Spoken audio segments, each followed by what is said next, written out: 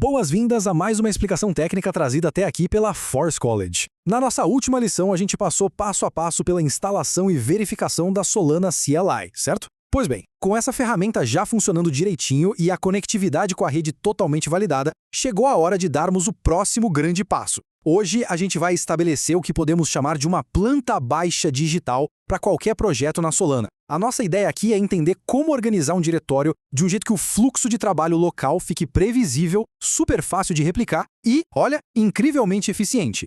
Para estruturar a nossa conversa, a agenda de hoje cobre 1. A fundação do projeto. 2. A estrutura de diretórios. 3. Nomeando e criando arquivos. 4. Verificando o esqueleto. E 5. Próximos passos na jornada. Montar esse esqueleto e firmar essa fundação hoje é, sem sombra de dúvida, a melhor estratégia para evitar dores de cabeça gigantescas mais para frente no ciclo de desenvolvimento. Então, vamos direto para a seção 1. A fundação do projeto. A cura para a desorganização.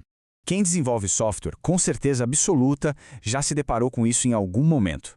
De um lado, aquela bagunça clássica, uma coleção de pastas com nomes do tipo projeto _final, _V3 ou arquivos diversos. Isso é um pesadelo na hora de dar manutenção, não é verdade? Do outro lado, a gente tem a alternativa ideal, um espaço de trabalho Solana super limpo, previsível e que funciona perfeitamente independente do framework que você usar. A padronização de diretórios não é só uma questão de deixar tudo bonitinho. É a cura definitiva para ambientes de desenvolvimento locais caóticos. Se a gente ignorar essa padronização logo de cara, tarefas vitais no futuro, como rodar scripts de teste ou configurar variáveis de ambiente, vão ficar muito mais lentas e repletas de erros. Isso nos leva a uma citação clássica e dolorosamente verdadeira do Phil Carlton. Ele disse: existem apenas duas coisas difíceis na ciência da computação: invalidação de cache e dar nomes às coisas. É um desafio totalmente universal. E é exatamente por isso que definir convenções de nomenclatura e estruturar as pastas com regras rígidas antes mesmo de escrever a primeiríssima linha de código do Smart Contract é algo tão crucial. Ter um padrão estabelecido elimina completamente a tal da fadiga de decisão. Passando agora para a seção 2, a estrutura de diretórios e os seus 3 pilares.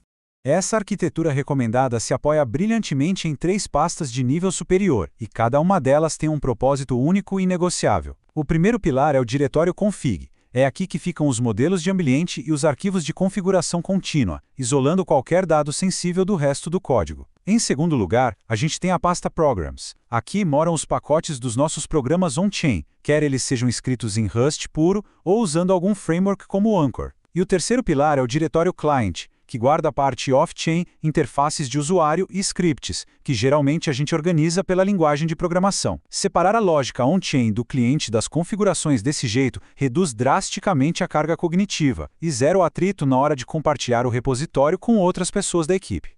Vamos avançar para a seção 3, nomeando e criando arquivos, regras do esqueleto.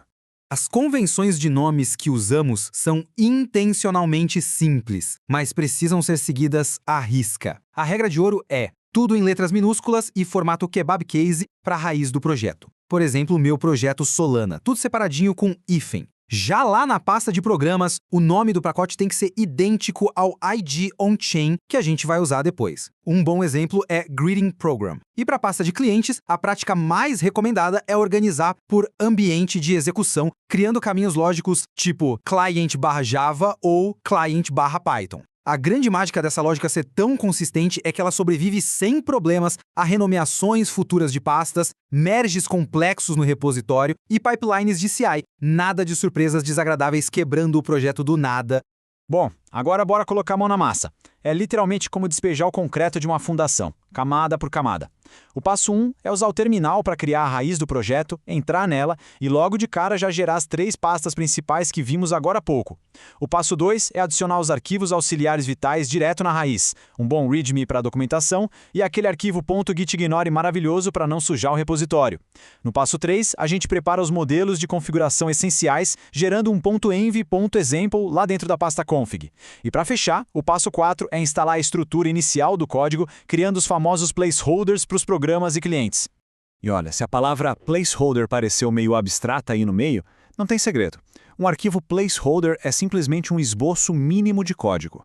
Pense no arquivo lib.rs bem básico para Rust, ou um index.js super simples para JavaScript. Colocar esses arquivos desde o comecinho faz com que qualquer pessoa bata o olho no repositório e entenda a arquitetura inteira na hora. E o mais importante, ter um código padrão posicionado no lugar certo evita muita dor de cabeça em etapas futuras, quando tutoriais ou comandos tentarem buscar exatamente esses arquivos para compilar as coisas. Maravilha! Seção 4. Verificando o esqueleto, a nossa inspeção de qualidade. Chegou a hora de pegar a nossa checklist de aceitação. A dica de ouro no terminal é rodar o comando ls-r, que faz uma lista recursiva de tudo que foi criado. E o que a gente quer ver aí? Primeiro, que as 3 pastas raízes estão lá, lindas e acomodadas. Segundo, que dentro do nosso pacote do programa tem uma subpasta src com o arquivo lib.rs dentro. E atenção dobrada aqui, hein? É muito comum esquecer essa subpasta de código-fonte e a maioria das ferramentas em Rust simplesmente assume que ela está lá para o programa compilar. Terceiro, verificar se o arquivo index.js do cliente está posicionado bonitinho no lugar dele. E por fim, conferir se a documentação e o modelo de variáveis não foram esquecidos. Mas só ver se os arquivos existem não é o bastante. A gente precisa ter certeza de que eles não estão vazios por um acidente qualquer. Usando o comando cat, a gente imprime o conteúdo do arquivo ali mesmo na tela do terminal. Ao ler o arquivo JavaScript, a gente tem que ver a nossa mensagem de log do placeholder.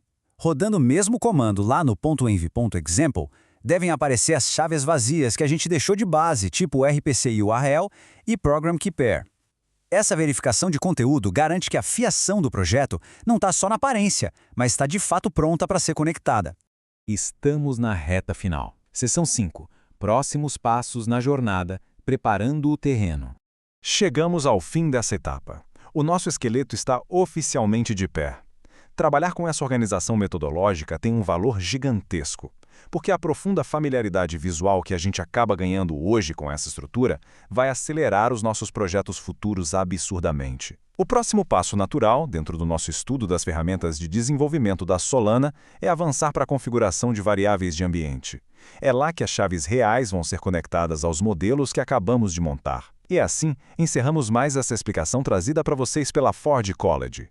A construção correta desse alicerce é exatamente o que sustenta todas as grandes inovações on-chain. Não deixem de acessar ford.college para explorar muito mais recursos educacionais e mergulhar fundo nesse conhecimento de Web3. Mas para fechar com chave de ouro, fica esta reflexão final. Se a estrutura das pastas dita a velocidade do desenvolvimento, quanto tempo de futuro a gente acabou de salvar organizando tudo isso hoje? Um forte abraço e até a nossa próxima explicação.